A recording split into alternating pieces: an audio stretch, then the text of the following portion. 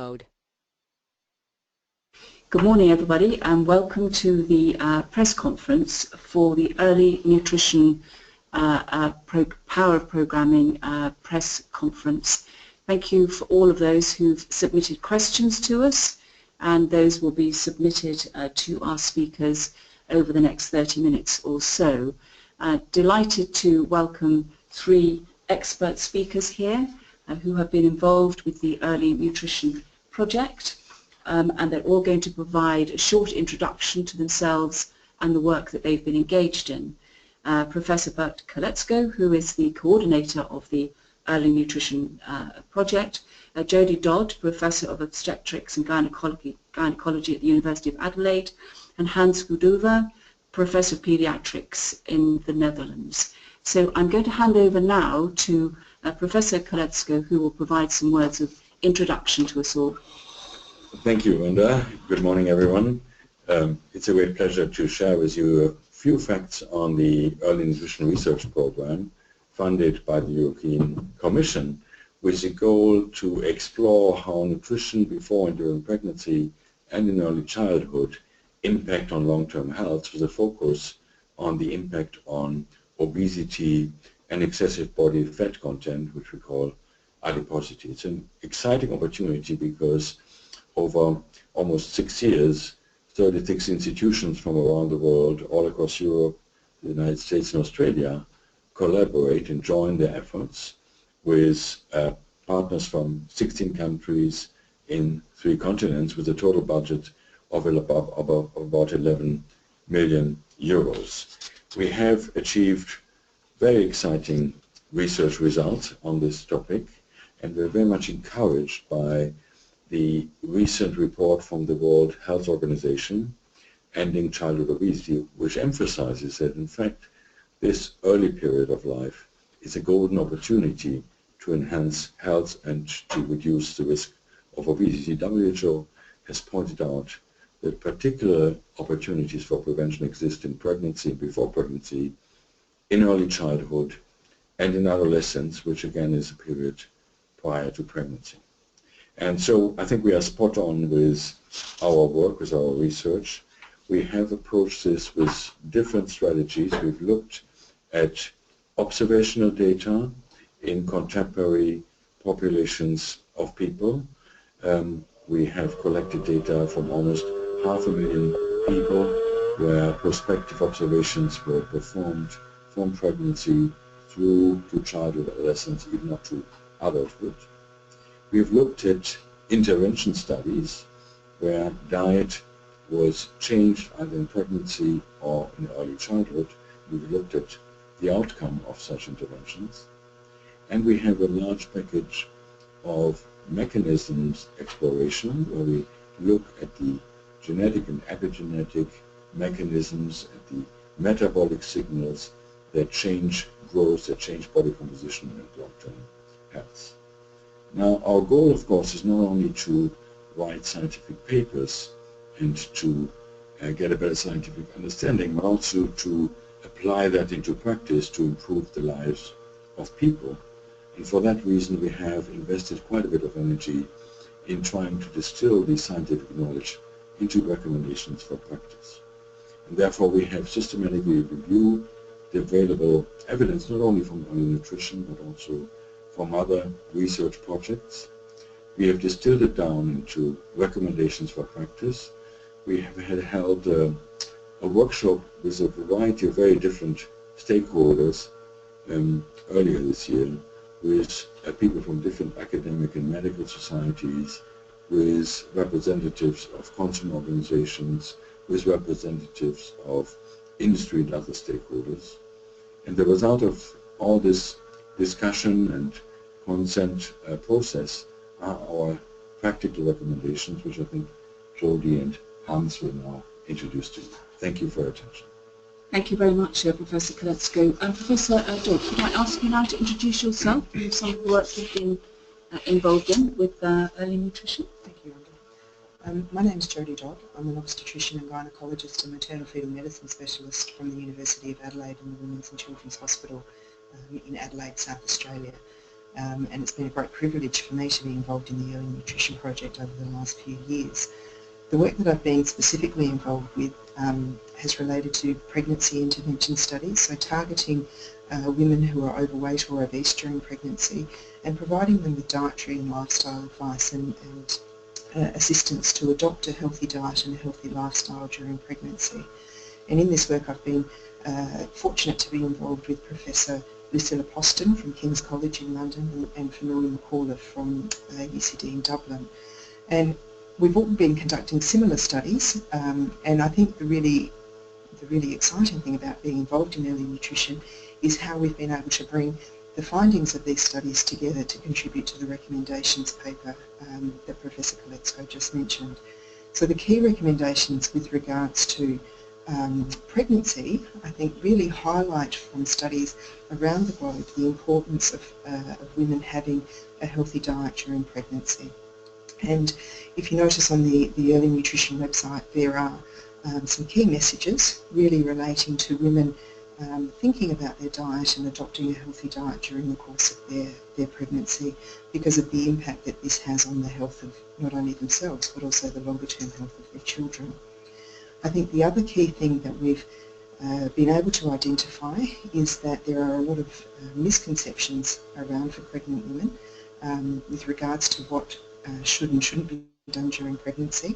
I think a lot of people think during pregnancy that a woman really needs to increase her dietary intake significantly, and that's actually not the case. It's only a very small increase in energy intake that's required during pregnancy, around about 200 calories, and that's, I guess, to put it in perspective, roughly equivalent to one extra slice of wholemeal bread and a small glass of milk. So it's actually a very small increase in the dietary requirements that a woman requires during pregnancy. Obviously there are some very key nutrients that are important for the health and development of a healthy baby, and they include things like folate and other important micronutrients. I think one of the other key things that the Early Nutrition Group has been able to identify is the importance of healthy weight and healthy diet prior to pregnancy, and that is likely to have a significant impact on a woman prior to conception in terms of giving her child the best start to life.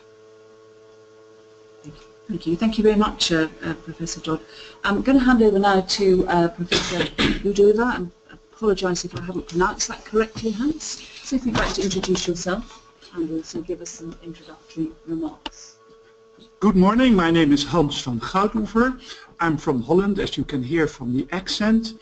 I'm a professor of pediatrics in Amsterdam, of 2 academic hospitals, and I'm involved in this early nutrition project as well, but then from the infant side. As Professor Kolecko already mentioned, this is a really huge effort trying to fight childhood obesity.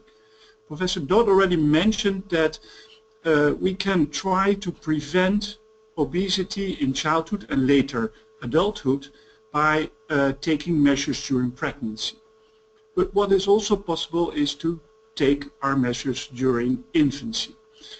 One of the best things to fight obesity in childhood is to recommend to mothers to give breastfeeding as long as possible. We have been conducting systematic reviews on the effect of the prevention of breastfeeding on childhood obesity, and found actually that indeed breastfeeding reduces the risk of obesity.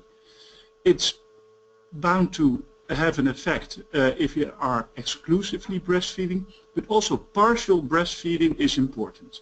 So lesson number 1 from all our studies is that any breastfeeding should be encouraged.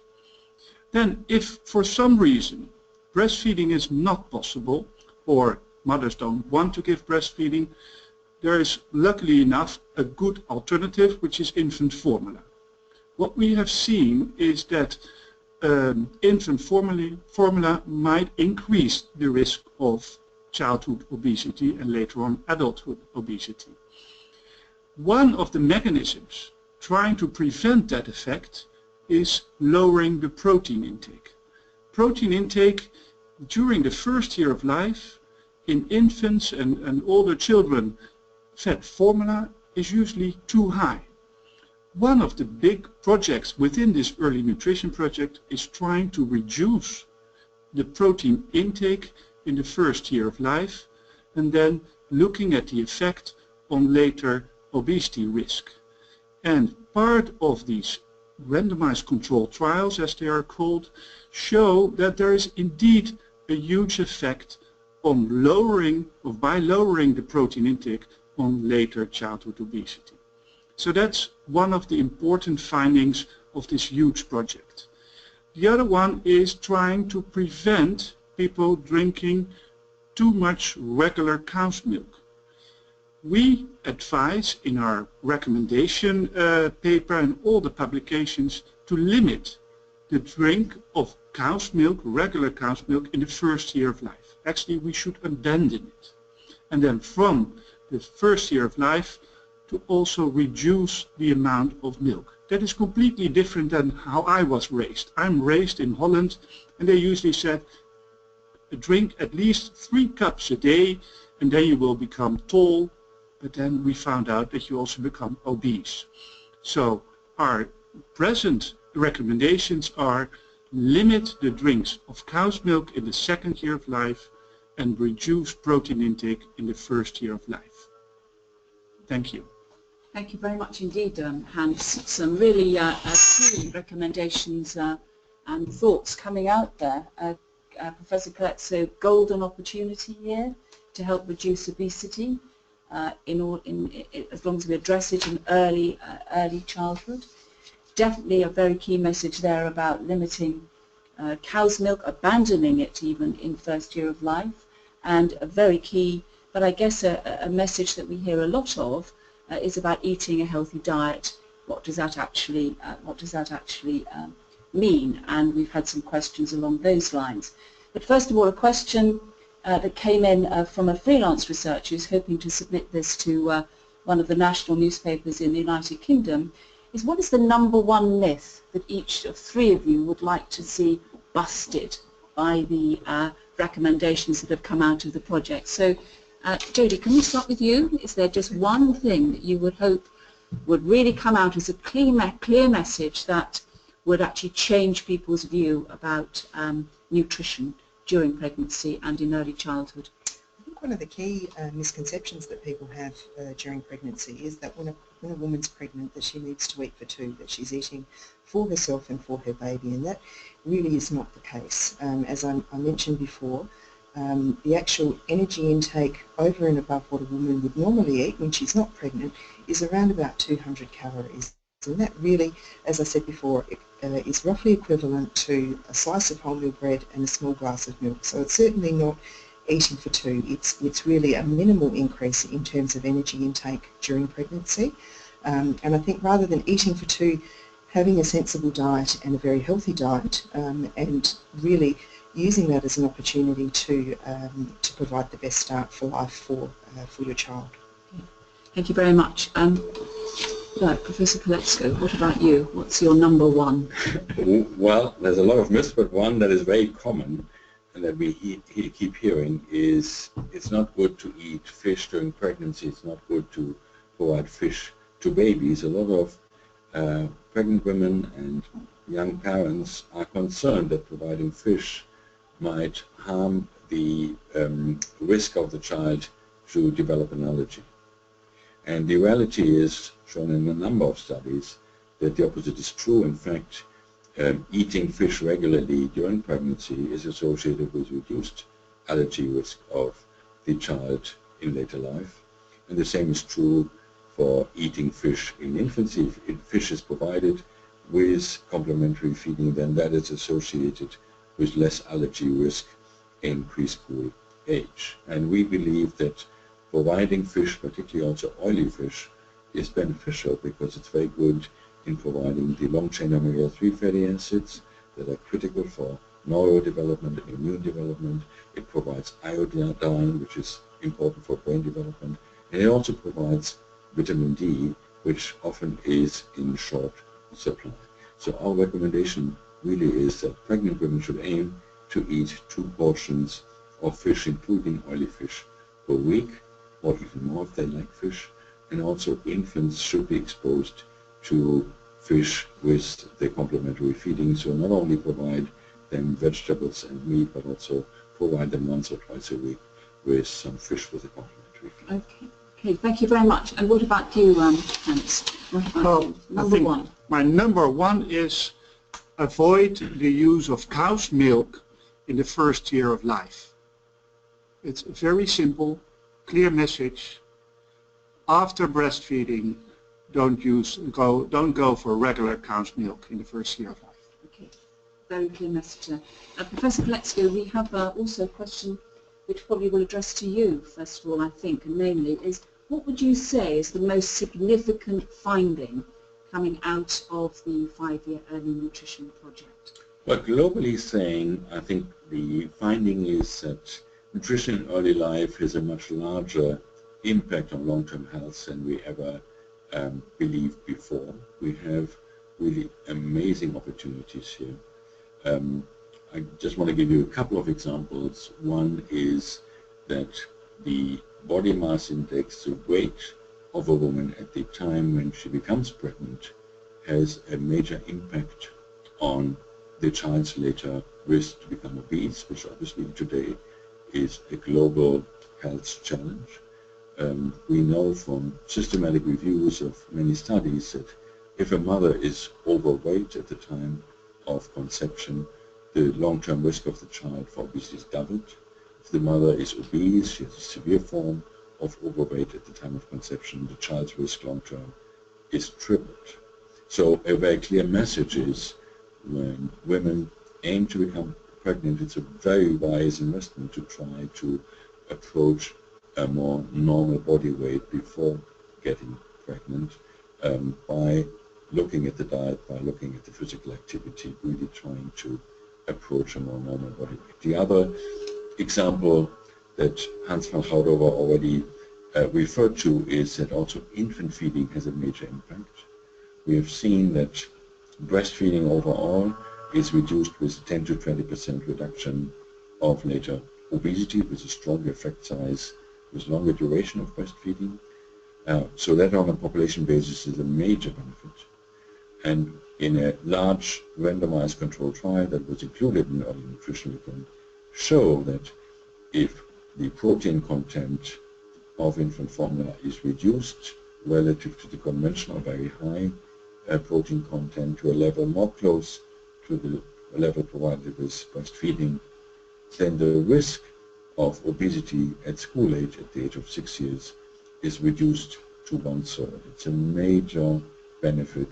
It's a bigger effect size of the preventive intervention than we can achieve with most of other opportunities that we have at school age or in adulthood. So again, the message is, if we invest wisely in promoting healthy diets, a healthy lifestyle, before and during pregnancy and in infancy and early childhood, we can really change people's lives and we can save a lot of money in the healthcare. Okay, an interesting, very practical question based on that area is, one of the journalists has asked, if parents are needing to purchase infant formula, what should they look at on the label in terms of perhaps indicating to them about the makeup of the formula? Well, infant formula is characterized with a lot of aspects, so it's not a bad idea to ask the pediatrician for advice on what to choose. If you just look at the protein aspect, obviously all infant formula have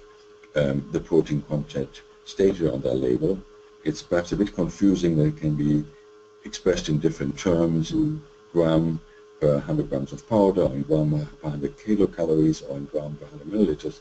So you have to look closely, but you can compare between different products. And generally speaking, a lower protein content is better than a higher, so not more is beautiful, but less is beautiful. Okay. And so do some comparison, do some homework, ask an expert. Look at the labels and talk to your pediatrician for advice. Okay, thank you. Another key question has come in from the science journalist. Are any of your key recommendations out of line with current recommendations from credible organisations such as the WHO or such as national sources such as the NHS in the UK? are they out of line? Are you actually saying something very different now from what sort of the received wisdom currently? Well, if you go around the world, obviously recommendations do not fully agree everywhere, and part of it is that they sometimes target different audiences. For example, the WHO has a global perspective. The NHS or some European organizations will look more at their constituents, the European population. So there is perhaps slightly different emphasis. I think we are generally in line with the wisdom around the world, but sometimes the emphasis is a bit different. For example, the recommendation that Professor von Schaudover emphasized, don't provide cow's milk in the first year of life, is slightly different from some other recommendations who have been more liberal and said, okay, be a bit careful with cow's milk or introduce it from 9 or 10 months onwards. We have looked at the current evidence and we see more and more indication that in fact milk protein intake in the first year of life is a real risk factor for obesity. So we are more clear and say no cow's milk in the first year, continue to provide breastfeeding, or if you don't breastfeed anymore, provide an infant formula with less protein. So there is differences in emphasis. Okay, thank you very much. And in fact, a question supplementary to that is somebody has actually suggested that there is a difference in the introduction of complementary feeding in terms of the recommendations, so that in some areas, I think you're saying your figures maybe are lower in terms of 17 weeks, whereas in some areas it's stated in 6 months. I think WHO says 6 months. What would you say to parents who perhaps need a little bit clearer guidance on that? Yes, that's true. It's slightly different than the recommendations of WHO. There are two differences actually in our recommendations. One is that we also endorse partially breastfeeding. So we first of all state that pure breastfeeding, fully breastfeeding is the best. But then if that's for some reason not possible or not wanted by parents, then the people also that we say partial breastfeeding is better than no breastfeeding. And that's a message which we convey here in Europe and in other developed countries as well, which is slightly different from the WHO that has, of course, responsibility also for poorer countries around the world.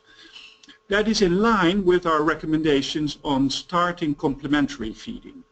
We state, as the European Society for Pediatric Gastroenterology and Hepatology and Nutrition, we state that complementary feeding should be introduced between the 17th and the 24th week of life, so between 4 and 6 months. So that's slightly different from the recommendations from WHO, who say that only breastfeeding can be provided during the first 6 months of life. So that's different. Thank you, Hans, for that. Turning now to a couple of questions about preconception.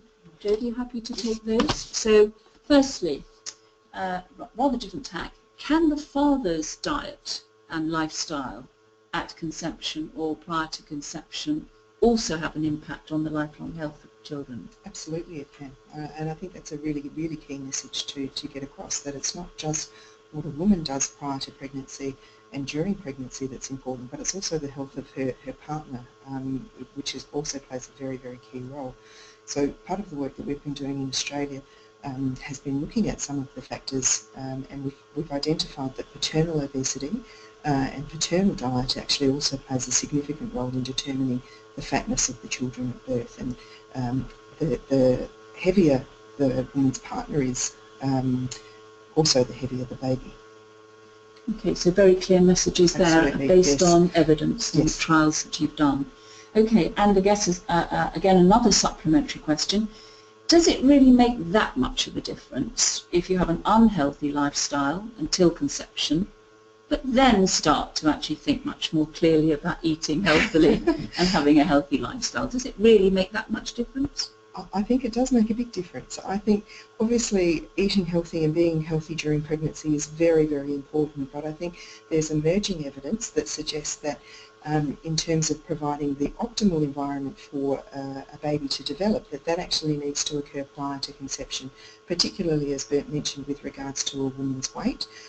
So taking steps before thinking about having a baby to reduce weight to the more normal range, and as part of that weight reduction also adopting other healthy behaviours, so a healthy diet, being physically active, reducing alcohol and smoking intake are all really key messages in terms of planning and preparing for a pregnancy and providing the optimal start for your baby. Okay. And then another question has come in about physical activity. Mm-hmm. You're saying, obviously, to encourage it during pregnancy, but what actually do you mean? What kind of exercise is safe and appropriate? I think that varies hugely. So I think for a woman who's been physically active prior to pregnancy, the evidence would indicate that continuing that physical activity, whether that be walking or whether that be regular exercise classes, that's actually a very beneficial thing in terms of the woman's health, the woman's weight during pregnancy, and also the health of her baby. The recommendations for women who are not particularly physically active, so women who might be heavier or women who might have a more sedentary lifestyle, certainly most recommendations don't suggest that at the start of pregnancy that group of women change their physical activity rapidly, but certainly increasing gentle exercise and moderate walking is actually very, very beneficial as well. And that was one of the key recommendations, or one of the key findings from the pregnancy intervention studies that we've conducted through early nutrition, that it is possible to increase physical activity around 15 to 20 minutes of walking on most days of the week provides a beneficial impact. Okay, excellent.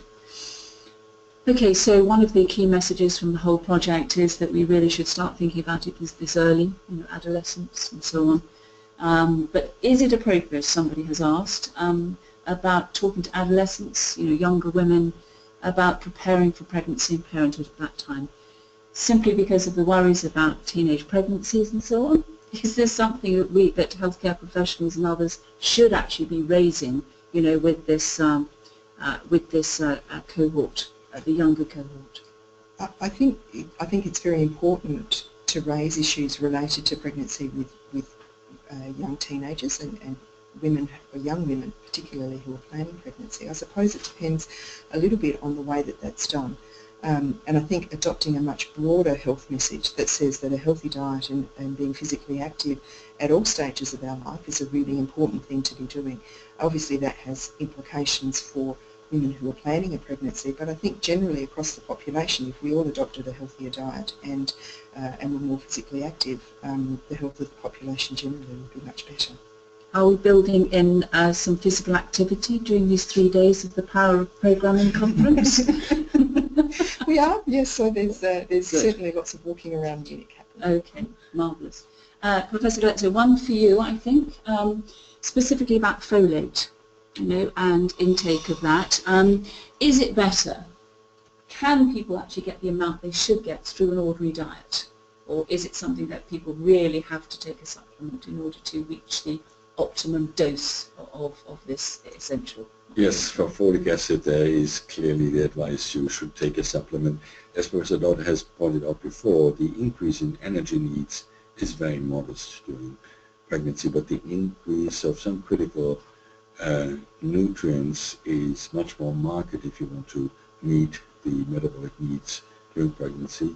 And for folate, this is particularly important because the folate status at the beginning of pregnancy, in the first few weeks of pregnancy, is of paramount importance in securing the healthy development of the nervous system and the prevention of the so-called neural tube defects, spina bifida, the open back, the open spine.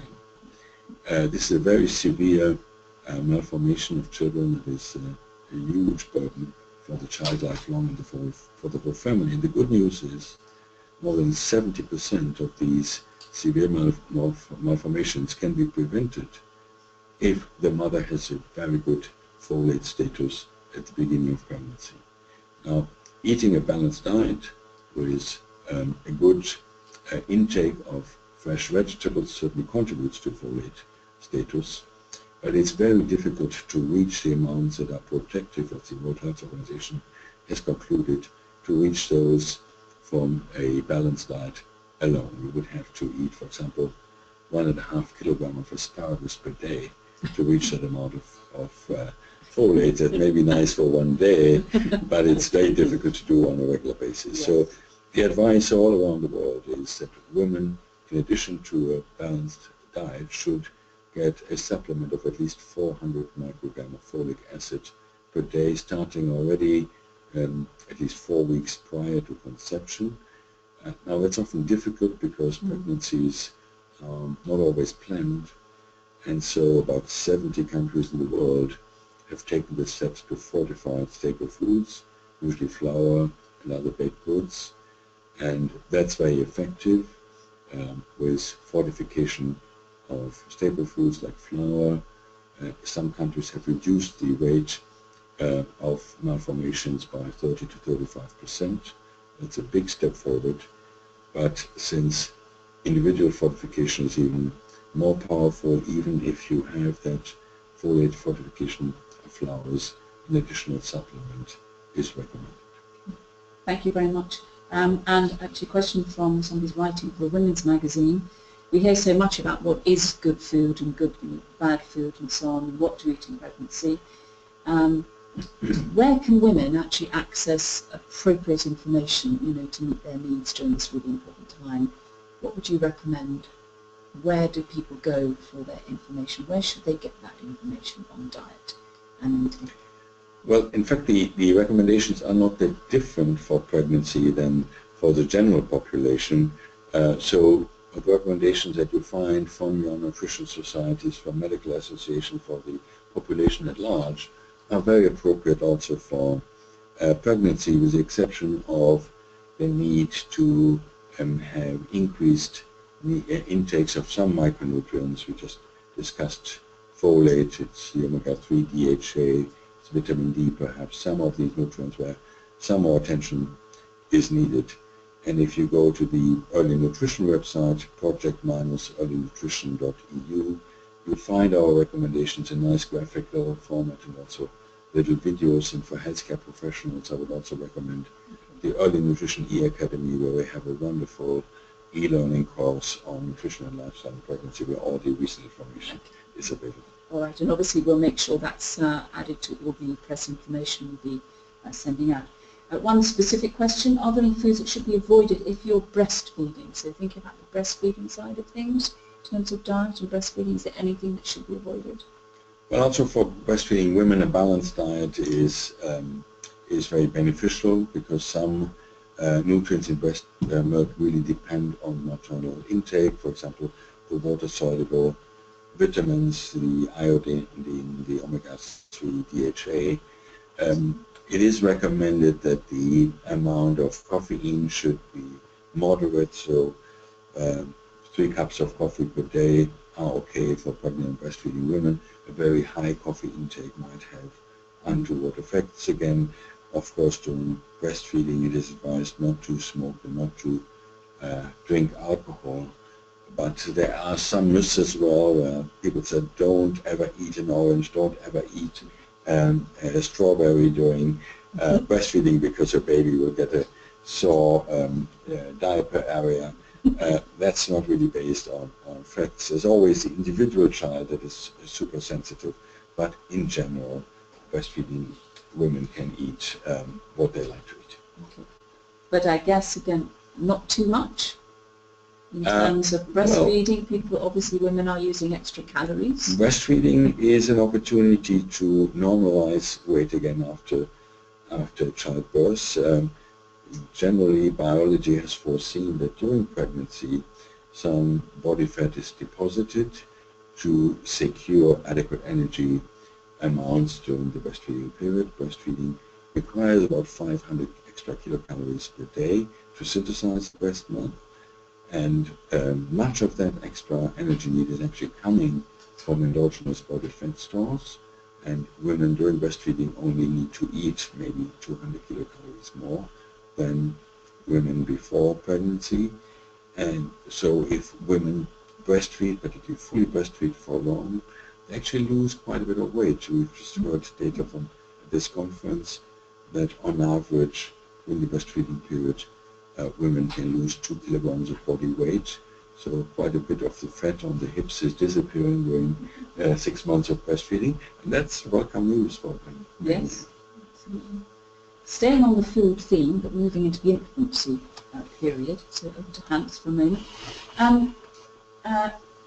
What are the best complementary foods to introduce first, would you say? That's a question I regularly get.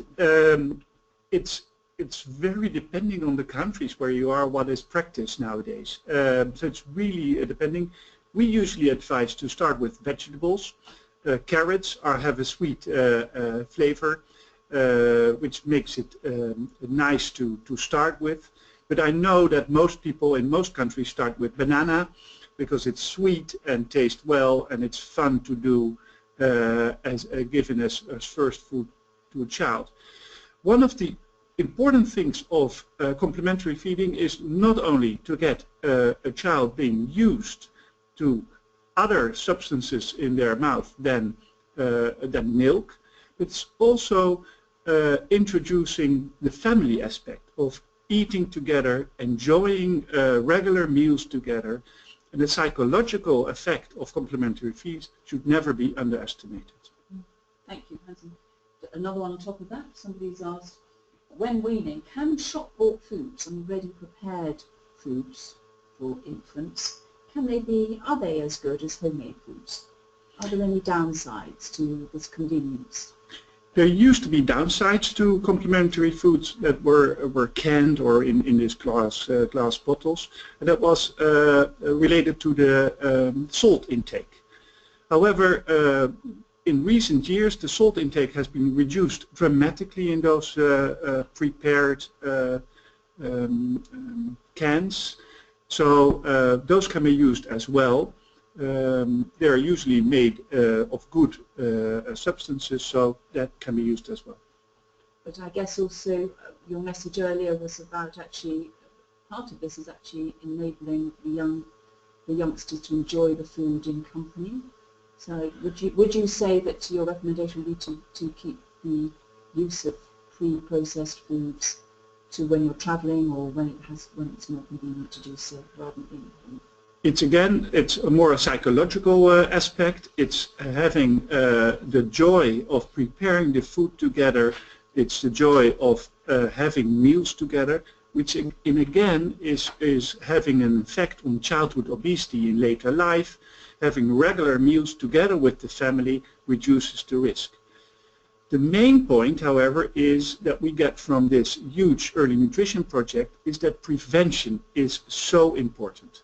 It's very, very hard whenever a person is obese, whether it's an adult or a child, to get rid of the obesity.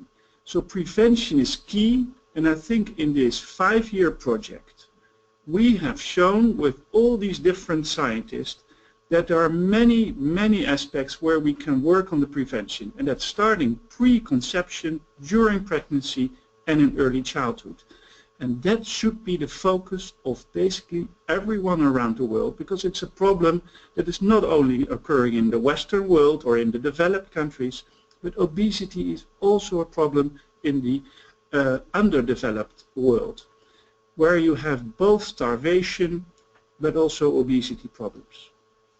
Thank you very much, and that leads actually into a very important overarching question, which takes us away a little bit from the specific recommendations, but from all the information that I've seen and others have seen, that really you're saying that the intervention of healthcare professionals along this whole journey in terms of preparing and prevention is vital. You know, their intervention and their support is really vital in helping to reduce the increasing numbers of complications which are brought on by mothers who are overweight and obese. So how do you intend, as a project or individually, to ensure that healthcare professionals are actually engaged with this and actually helping to support this drive to prevention? Yes, thank you. That's a really important question. We are really encouraged that with the Early Nutrition Project we have an opportunity not only to do good science but to reach out and to embark on translational application. And the response we've seen so far is actually very encouraging. We see a lot of positive response from regulatory agencies, where, for example, the European Food Safety Authority has already taken steps to reduce the protein content in foods for infants. We see a lot of positive response from academic societies, from medical societies, and we see response from the public. Obviously, we are trying hard to get our messages across to a wider audience. That's why we are investing in these recommendations, not only in a scientific paper, but in graphical representations and videos. We are investing in the e-learning, and we are trying to encourage all our partners to talk to their peers in their national environments, to go out to also their governments. And we see that in some countries, actually the governments are responding very positively. We just give the example of this country, Germany, where our national government has embarked on a large initiative, the Network Young Families, where they invest quite a bit of money to reach out year after year to get the messages regarding the first 1,000 days of life across to healthcare professionals and to young parents. It's really encouraging that the message is picked up. Okay. Is there anything specifically going on in the Netherlands, or you're hoping to help kickstart in your country? It's the same. We're really focusing nowadays on prevention, because we've seen that it's so problematic to fight obesity when it's already there. Behavioral programs, etc., from at later stages in life are really difficult, and it's also really difficult to have a continuous effect of those, whereas the effect of trying to prevent the origin of this obese epidemic, it's so much more important, it's so much more, has a bigger impact. So we are setting up pre-pregnancy polyclinics, so that people who want to become pregnant, that they can go to the clinics and ask for advice how to start basically preparing for becoming a family. Prevention in our but also in our school systems, at primary schools, that we don't supply any milk anymore, but we start providing kids with water instead of milk by lowering the protein intake. So these are just a few examples that we try to work on the prevention instead of trying to fight obesity when it's already there. Thank you very much. And Jodie, what about Australia? Your area of specialism too. So we're doing a lot of work in terms of preparing women for pregnancy and trying to optimise health prior to conception. I think there's also a very large push to provide school-aged children with healthy options at school for lunches, increasing physical activity as part of the usual school day, and reducing screen time. So I think all of these strategies together are really important in terms of providing children with good opportunities to be as healthy as they possibly can. So a holistic approach really is what's required. Yeah. Professor Koletzko, we're closing the press conference in just a couple of minutes. What are any closing remarks that you would like to make? Well, I would hope that those listening really find this topic interesting enough to spread the message. There's a lot of information gap still in the population, and particularly in the target groups of women that may get pregnant, and pregnant women, and in parents of young children. So I would hope that these very simple but important key messages can be spread out to the general public. And we also hope that this will facilitate the understanding of the public that it's actually worthwhile to invest not only in the practice but also in research to support best evidence for improving the health of people. Professor Kletzko and Jodie Dodd and Hans Gulova, thank you very much indeed for your contribution to the press conference. Just some practical matters here. Just to say that this has been recorded, so we know that most of you who've submitted questions are going to be looking at this as a recording. You have the details of where to access that, and we have, I believe, all your details regarding where to send a press conference and additional materials. So thank you very much indeed. Emails please to info@minervacoms.net as you've been advised, and the office in the United Kingdom is the best number to call, 0044 1264 326 427. Thank you very much indeed. Goodbye.